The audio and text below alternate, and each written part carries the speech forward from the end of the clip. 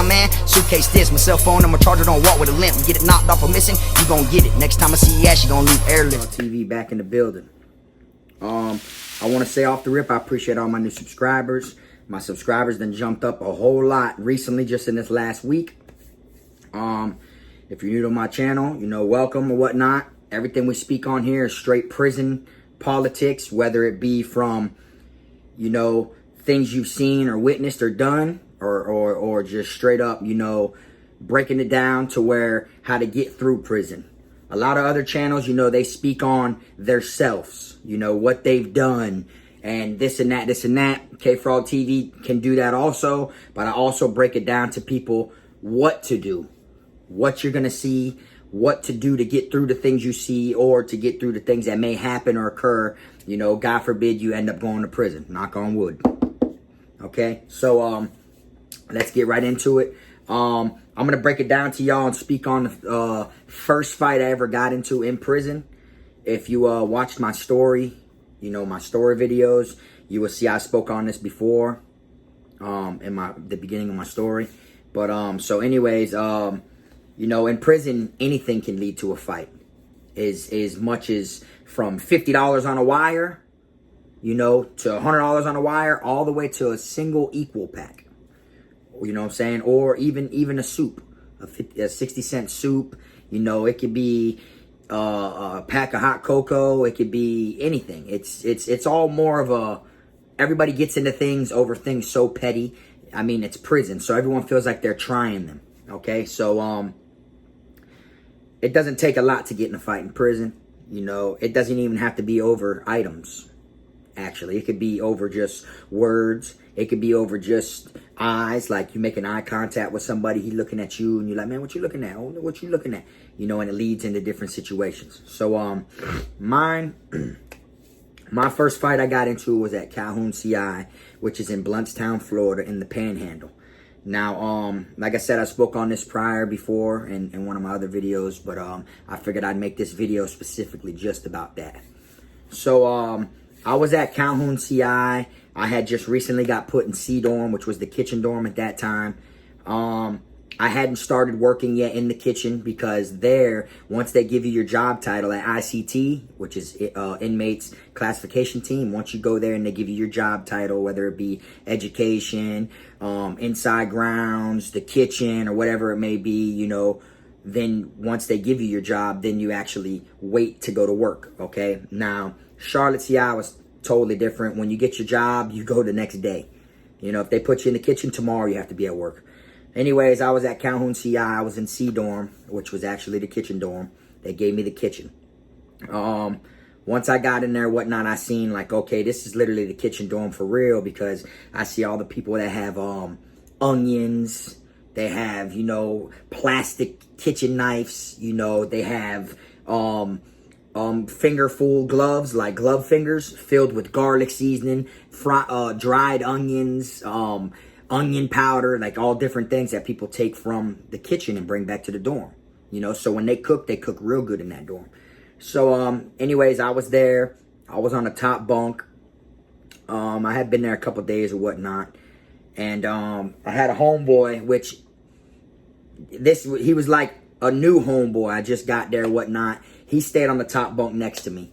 And me and him went to get in a little dispute over Gucci Mane and Young Jeezy. All right? Now, you know, Gucci Mane and Young Jeezy had the beef for whatever. One killed one person, a whole bunch of things, whatever. Gucci Mane was on trial for it or whatnot. You know, that's their business. But I was defending Gucci Mane. He was defending Young Jeezy. To me, it wasn't that serious of an argument, but it was due to the fact that he was one of them people like, this my dog Gator, you feel me? Shout out to my dog Gator, you feel me? But all this fight did was make us be even cooler with each other, you know, due to the simple fact that he seen I was really about that. I was gonna go, you know, I was down to fight and shit like that. And then, you know, I respected him or whatnot too, you know, due to the simple fact that he was gonna go. He wasn't just a loudmouth. So we go to talk about this Gucci Mane and Young Jeezy situation. I'm on my top bunk. He's on his top bunk. They're literally side by side.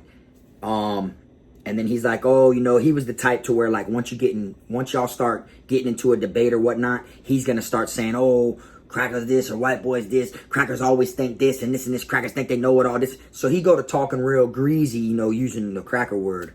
You know, when people use that word or whatnot, it doesn't really offend me. You can say it out loud all you want, do whatever it is you please, as long as you ain't addressing me with it. Like, oh, puss ass cracker, or you know, something like that. Because then, of course, I'm going to show you what time it is. So, oh, cracker this, cracker that. So I told him, look, I said, the only person who knows the truth of what happened is Gucci Man. That's simple. And he's like, oh man, fuck that, you crackers think you know all this and that, this and that, blase squaze, boy, you know, this and that, Google says. I said, well, Google, you know, Google says 3 or 4 different answers sometimes to a lot of things. I said, but if you've seen that on Google, then most likely you're right, you feel me? But Google's wrong too. So he was like, oh man, whatever, cracker this and this and this and that. I said, man, that shit sound good. You starting to talk real greasy. And I'm on my top bunk with my feet hanging off the edge. He's on his top bunk sitting there with his feet, and we're looking eye to eye to each other. And he's like, oh, cracker, what? Nigga, say something. You know what? I'll smack the shit out of you. So he said he would smack me. So, of course, once he said he would smack me, I was like, man, you ain't finna smack shit. You feel me? So he's like, oh, you think I won't smack? You think? And he went to come off his top bunk towards me, and he came to smack me. Now, as he went to smack me, I came off my top bunk with a fist. Like, I wasn't finna let some dude smack me, bro. You know what I'm saying? Like, hell no. Like, getting smacked by somebody is worse than someone punching you in the mouth. To me, I feel like that's what you do to a bitch. You get what I'm saying? So he came off the bunk thinking he was going to smack me. I came off the bunk, full force, punched him in the mouth, and we like collided into each other, and we landed down there in the middle of the bunks, and we went to, and we were right down there getting into it a little bit. Everyone came to run over there to break it up off rip. Due to the fact that, you know, we was on camera. You know, it just happened. It was the split of the moment. You know, and it was, I mean, and we got the officers looking and shit like that. So it's like, boy, you gonna go to jail, boy, you gonna, you know, so everyone came there to break it up or whatnot. When they went to break it up or whatever, he went to screaming, oh, this cracker hit me in my shit. This cracker hit hard, da da da, like causing a scene, like he want the whole dorm to look at him. You know, that's what he started doing. So he's like, man, put your fucking shoes on, da da da. He started rapping, being all loud. Me, I go up to my dog, I'm like, man, let me hold your shoes real quick, you feel me?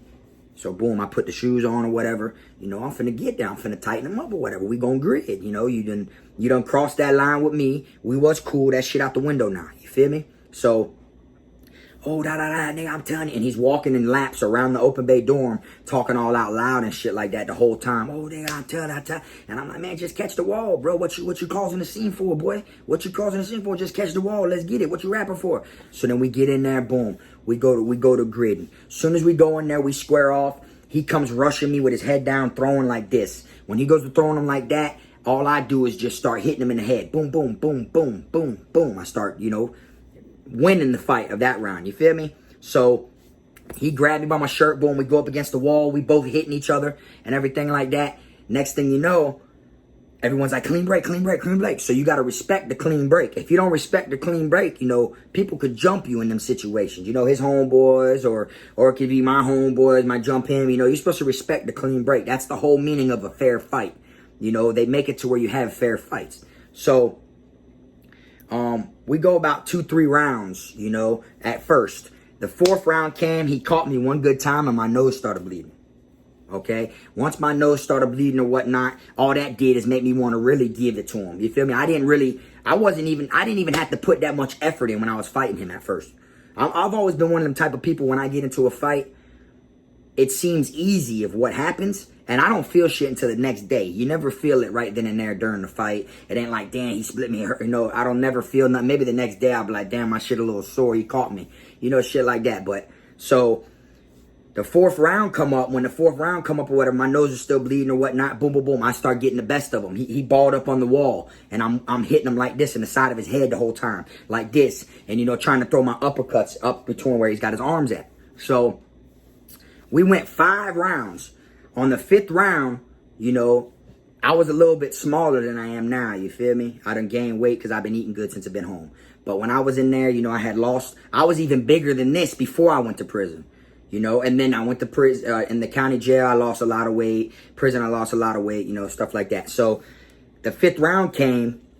When the 5th round came, you know, I wasn't out of breath as much. He was out of breath because he was trying his hardest to knock me out. He kept throwing these haymakers that I kept catching on to every time when we would be throwing hands and shit like that. He would like throw one, and then he would cock like this, like if he was gonna swing it, but not swing it, and then just keep going, and then he would try. So I'd always like, oh, he's gonna throw a haymaker, and I always would weave his haymakers. So when the 5th round came, like I said, my nose was bleeding, so I decided to go, you know, like, and breathe it all in real quick so it wouldn't start gushing and rush him. And then we started fighting the 5th round. We went all up under the bottom bunk or whatever. Now, that fight right there, I can say, like, to me, neither one of us won. I mean, we both were painting each other, doing what we had to do or whatnot. I mean, he busted my nose or whatever. But I hit him way more times than he hit me. So I can't really give him the flag, you know, I mean, the belt, and then give me the, I can't really. So I'll just say, fuck it, we both did our thing. Okay? Now, after the fight happened or whatnot, we went to the showers because, you know, I look all red or whatever from getting hit and shit. You know, he was, you know, so we're in an open bay to where there's 8 shower heads. He's way down there in that corner shower. I'm in this corner shower, and we're just sitting there. We're the only ones bathing. We're showering and shit like that. And I remember getting soap all in my eyes, and I'm staring at him as I'm washing myself because, you know, you can't trust no one. This is prison. This is my first time getting in a fight in prison. You know, I've been in plenty of fights in the county jail, juvenile programs and stuff like that, the detention centers, school, everywhere I've been in fights. So this was my first one in prison. I didn't really know how it goes. But he wasn't a gangbanger, you know, for you know, I guess lucky for me or whatnot, but he wasn't a gangbanger, my first fighter, my first person I got into it with. So before we got in the shower after the fight, I literally walked over to the sink and blew my nose all down in my hand and got all the blood out and then rinsed it all off down the sink and everything. And then I got in the shower, he got in the shower,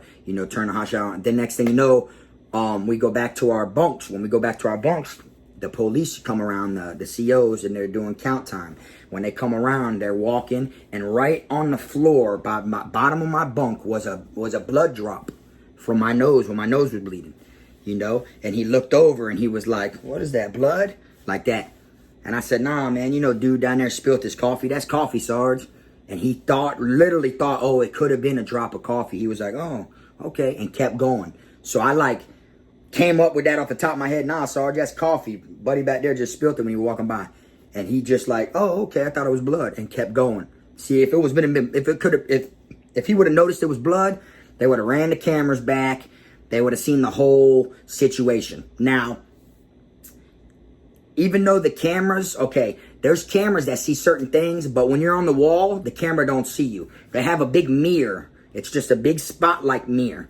And then all you do is you jump on the front single bunk and you tilt the mirror. It's so when the officer's in the booth, he can look. He ain't got to look he can look down there where all the inmates are out on their beds, but he can't see around that wall. So instead, he just looks up there at the big mirror, and he can see the reflection, you know? So we just tilt the mirror or whatnot, you know? So it wasn't really like he would have caught us fighting or whatnot. Like, it was all planned out, and people be standing on the wall looking at the officer like, y'all go ahead, tighten up, tighten up, tighten up. And then, you know, y'all fight. You know, that's what it is.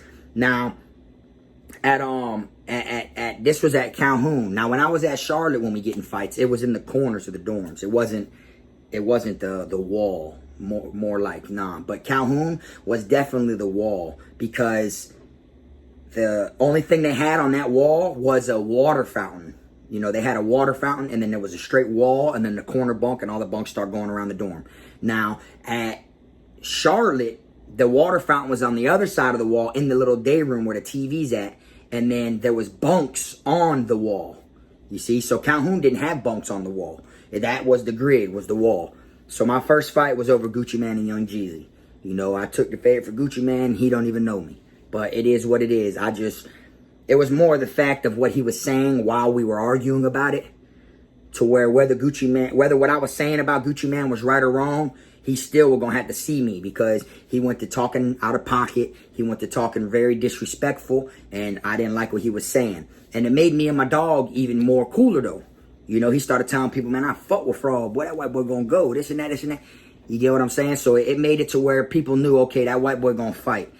Y'all ain't taking none of his shit. Y'all ain't going to make him pay rent. Y'all ain't going to make him check in. That white boy's going to grid, because I just went 5 rounds. So it showed, you know, and it makes a bunch of other white people want to be friends with me. You know, because they feel like, oh, yeah, he's a cool one, you feel me, and this and that.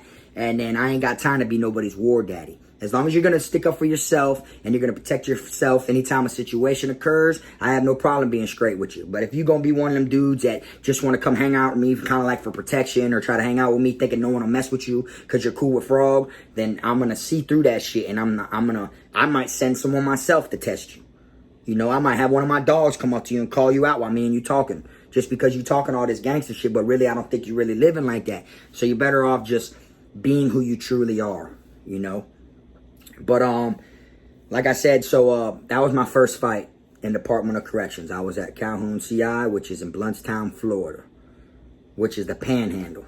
I'm from down south, but they sent me to the Panhandle for my first permanent camp. And then that's where I got to see, you know, if I was going to get jumped, or if I was going to get stabbed up behind it or anything like that. I was able to see how the ropes is, or what it is after you fight someone.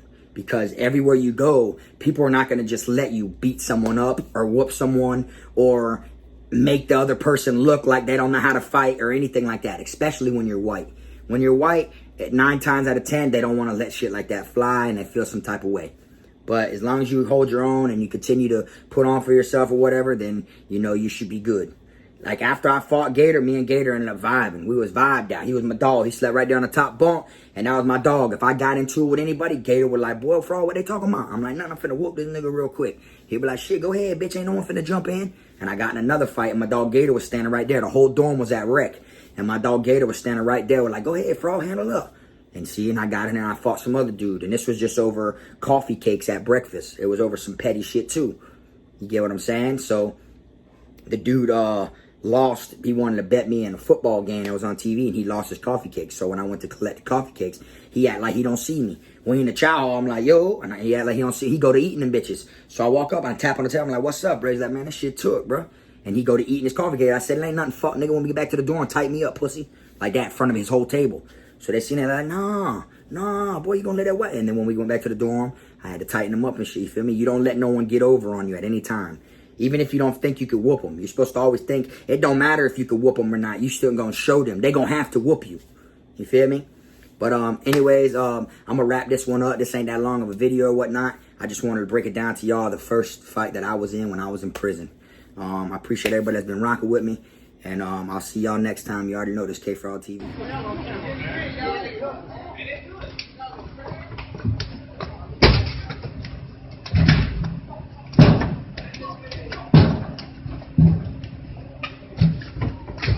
K-Frog TV, bitch. Watch out.